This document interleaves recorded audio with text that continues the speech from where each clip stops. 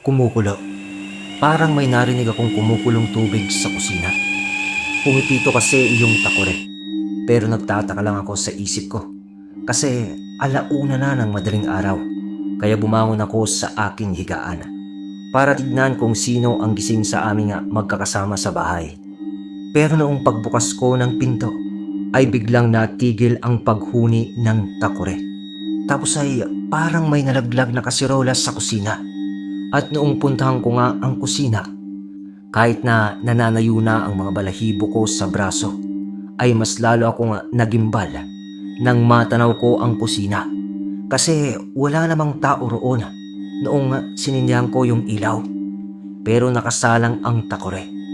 Tapos sa baba ng mesa ay nakita ko ang isang kasirolang nalaglag. Lumapit ako sa gas stove para tignan nga ang takore at pinulot ko ang kasirola. At noong mahawakan ko ang takore ay hindi naman ito mainit. At doon na nga ay para akong binuhusan ng malamig na tubig. Kasi bigla noong mahawakan ko ang takore ay nakita ko sa bintana ang isang babaeng nakatingin lang sa akin nang walang emosyon. Taong 2005 noong maranasan ko ito, mga kabagis. Tawagan niyo na lang akong Ariel sa kwentong ito sa pagsasalaysay ni Sir Mark. Dahil alam niyo ba na may mga bahay na sa unang tingin ay parang ordinaryo lang. Pero kapag tumira ka roon, kahit ilang gabi lang, tsaka mo lang mararamdaman na may mali pala. Ito ang nangyari sa akin noong taong 2005. Hanggang sa ngayon, sariwa pa rin sa isip ko ang mga pangyayaring naranasan ko sa isang lumang bahay sa Villasis, Pangasinan. Noong mga panahong iyon, technician ako sa isang kumpanya na nagbebenta ng mga binhing mais sa iba't ibang probinsya. Taga Isabela kaming tatlo ng mga kasama ko at palagi kaming ipinapadala sa iba't ibang lugar upang magpakilala ng bagong uri ng binhi sa mga magsasaka. Kasama ko sa trabaho ang dalawa, si Ronnie at Jose. Isang linggo kaming naitalaga sa Villasis, Pangasinan. Dahil sunod-sunod ang aming mga naging seminar at demonstrasyon sa mga farmer. Nagpasya ang kumpanya na paupahin na lang kami ng bahay kaysa araw-araw kaming bumiyahe. At pagdating nga namin sa lugar, napansin kong malaki naman ang bahay. 2 palapag ito. Semento ang labas, ngunit puro kahoy at makakapal na tabla ang dingding sa loob. Pati ang sahig ng 2 palapag ay kahoy. Kaya bawat hakbang ay may maririnig kang mahinang langit-ngit. Napapalibutan ang bahay ng mga palayan at iilan lang ang kapitbahay doon. Tahimik ang paligid, lalo na kapag papalubog na ang araw. Habang inaayos namin ang aming mga gamit, napansin ko ang isang lumang orasan na nakasabit sa sala. Huminto ang mga kamay nito na sa eksaktong 2:00 ng madaling araw. "Sira na ata yan," sabi ni Jose. Tumawa lang naman si Ronnie at sinabing baka walang baterya. Hindi na namin iyon pinansin. Kinabukasan, maaga kaming umalis upang maglibot sa mga sakahan. Halos maghapong kaming nakipagpulong sa mga magsasaka. Pagbalik namin sa bahay, bandang gabi, pagod na kaming tatlo. Kaya mabilis kaming naghapunan. Pagkatapos ay nagkwentuhan kami saglit. Sabi ni Jose, "Aba, maganda naman ang bahay na ito . Bakit kaya inabandon na lang ng may-ari? Sayang naman. Siguro baka nasa ibang bansa." Sabi ko naman. Pero sumingit naman sa usapan si Ronnie na siyang nakipag-usap sa may-ari ng inuupahan naming bahay. "Hindi. Kasi sabi sa akin ng may-ari, nailito daw ito ng bangko. Kaya nabili niya ito sa bangko mismo. Yung dating may-ari daw kasi nito ay inatake sa puso. Yung lalaki, naihipa nga daw sa upuan bago namatay.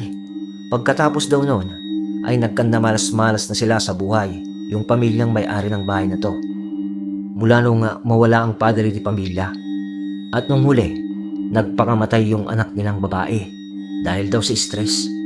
Kaya yun, ibinigay na lang daw ng ina sa bangko ang bahay kasi wala din namang pantubos .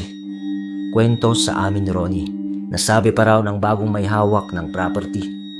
Pero parang wala naman sa amin ang kwentong iyon. Kaya natulog na lang kami. Pagod din kasi kami sa maghapon na trabaho. At dahil nga sa malaki ang bahay, ay tag-isa kami ng silid ng mga katrabaho ko.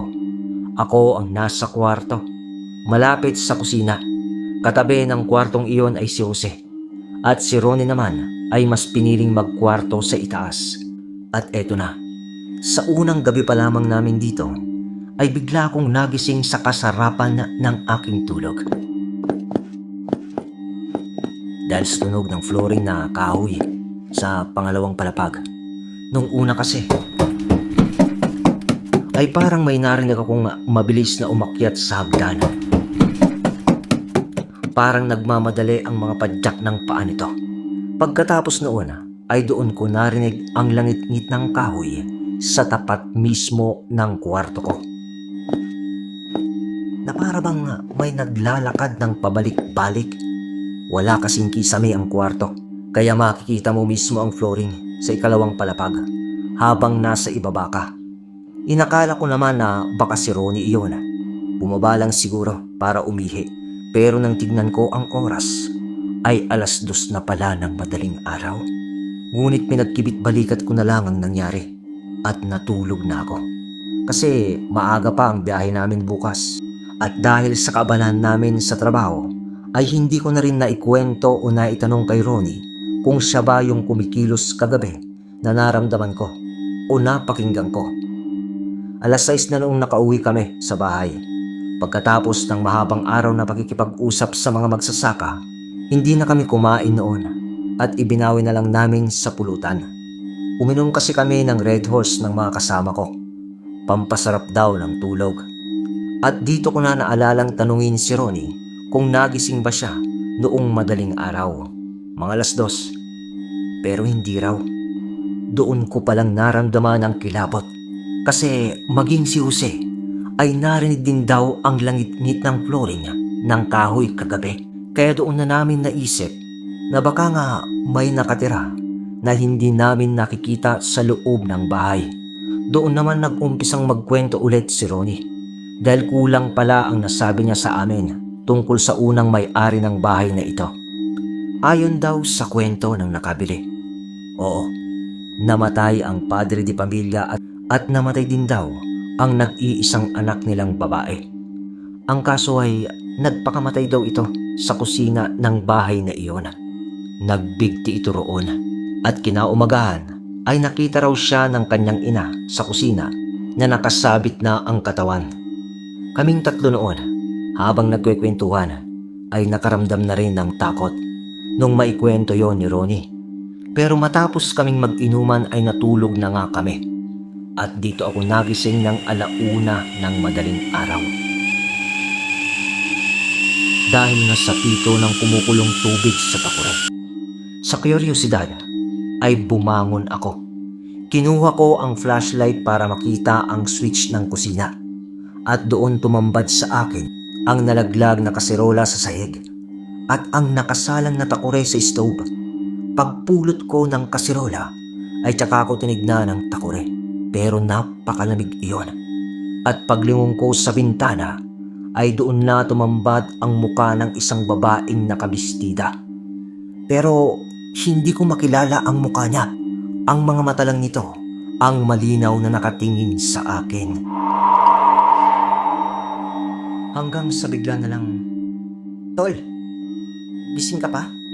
Salita ni Jose na noon ay nasa kusina rin pala. At sa bilis ng lingon ko sa kanya, sabay balik ng tingin ko sa babae sa bintana, ay wala na ito. Pagsikat naman ng araw, ay sinabi ko kay Ronnie at Jose at maging pala sila ay may naramdaman ding kakaiba o misteryo sa bahay na iyon.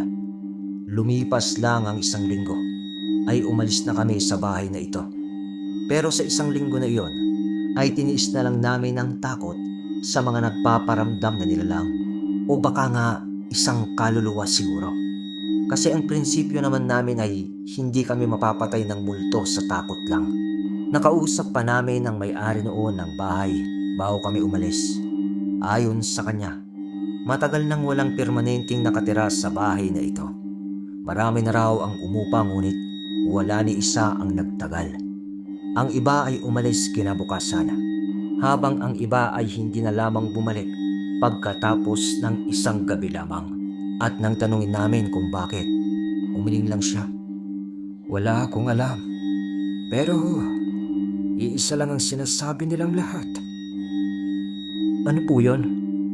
Tugon namin. Yung anak daw na nagpakamatay ang siyang gumagambala sa bahay na iyan. Yung dalaga. Baka hindi pa siguro matahimik ang kaluluwa niya. Wika lang ng may-ari. Naisip din namin na bago kami umalis ay maaaring yun nga ang nagpaparamdam sa bahay na ito.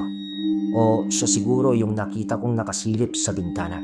Pero hindi naman ako mahilig sa mga ganitong kwento ng multo o kababalaghan, Sir Mark. At maging ako ay hindi ko pa rin maipaliwanag kung ano yung nangyari at ang nakita kong babae noong gabing iyon. Gayunpaman, talagang kahit gaano na kamoderno ang buhay ng tao ngayon, ay may mga bagay pa rin hindi maipaliwanag.